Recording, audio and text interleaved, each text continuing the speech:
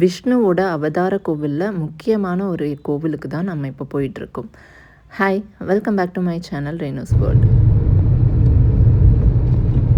விஷ்ணுவுக்கு நிறைய அவதாரம் இருக்குது. அதில் ஒன்று தான் இந்த லக்ஷ்மி நரசிம்மர் அவதாரம். ஸோ அந்த கோவில் தான் நம்ம இப்போ பார்க்க போகிறோம். நிறைய அவதாரத்தில் வந்து மொத்தம் 8 இருக்கும். 9வது தான் வந்து கல்கி அவதாரம். அது எடுத்தாச்சுன்னா நம்ம இந்த உலகம் அழிஞ்சிரும் அப்படின்னு தான் புராண கதைகள்லாம் சொல்லிகிட்டு இருக்கு. மொத்தம் 8 அவதாரம் இல்லை, அந்த 8 அவதாரங்களில் ரொம்ப முக்கியமான அவதாரம் இந்த நரசிம்ம அவதாரம்.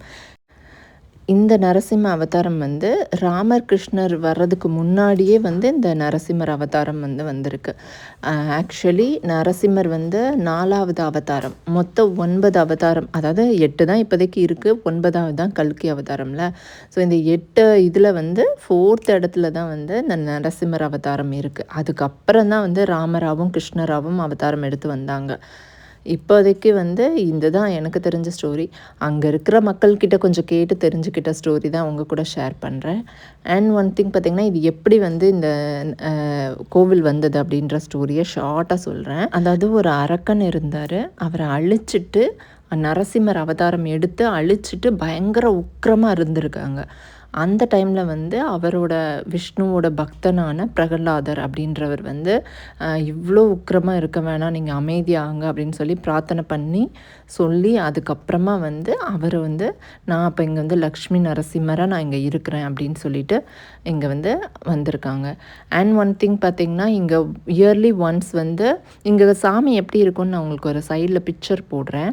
அண்ட் எப்படின்னா, இயர்லி ஒன்ஸ் வந்து ஃபுல்லாக சந்தனம் வச்சுருப்பாங்க. ஒரு சின்ன எப்படி லிங்கம் இருக்குல்ல மேலே, அந்த மாதிரி லிங்கம் மட்டும்தான் இருக்கும்.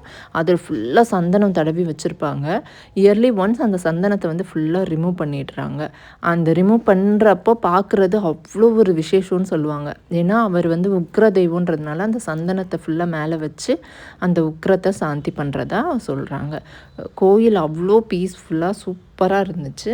கண்டிப்பாக விசிட் பண்ண வேண்டிய ஒரு இடம். ஒருவேளை நீங்கள் ஆந்திராவுக்கு ஏதாவது பை சான்ஸ் வர்ற ஒரு ஐடியா இருந்தது வந்தீங்க அப்படின்னா இந்த கோயிலை மறக்காமல் மிஸ் பண்ணாமல் பாருங்கள். ரொம்ப பீஸ்ஃபுல்லாக அமைதியாக ஒரு தைரியமாக இருக்கும். கேமரா வந்து உள்ளே அலௌட் கிடையாது. ஸோ அதனால் நாங்கள் வந்து கேமராவை கார்லேயே போட்டுட்டு அங்கேருந்து அப்படியே உள்ளே போனதுனால நிறைய உள்ளெல்லாம் ஷூட் பண்ண முடியல. வெளியில் இருக்கிறது மட்டும் கிளிப்ஸ் ஆட் பண்ணியிருக்கேன். பட் இந்த கோயிலை பற்றி நிறைய பேருக்கு தெரியாதுல்ல. ஸோ தெரிஞ்சுக்கணும் அப்படின்றதுனால தான் இது குட்டியாக வந்து உங்கள் கூட விலாகாக ஷேர் பண்ணுறேன். இந்த வீடியோ வந்து நான் இங்கே முடிக்கிறேன். இது மாதிரி ஆந்திராவில் நிறைய கோவில், நிறைய இடங்கள்லாம் இருக்குது. ஸோ அது எல்லாமே உங்கள் கூட நான் எக்ஸ்ப்ளோர் பண்ண வெயிட் பண்ணிகிட்ருக்கேன். அதுக்கு நீங்கள் சப்ஸ்கிரைப் பண்ணிக்கோங்க.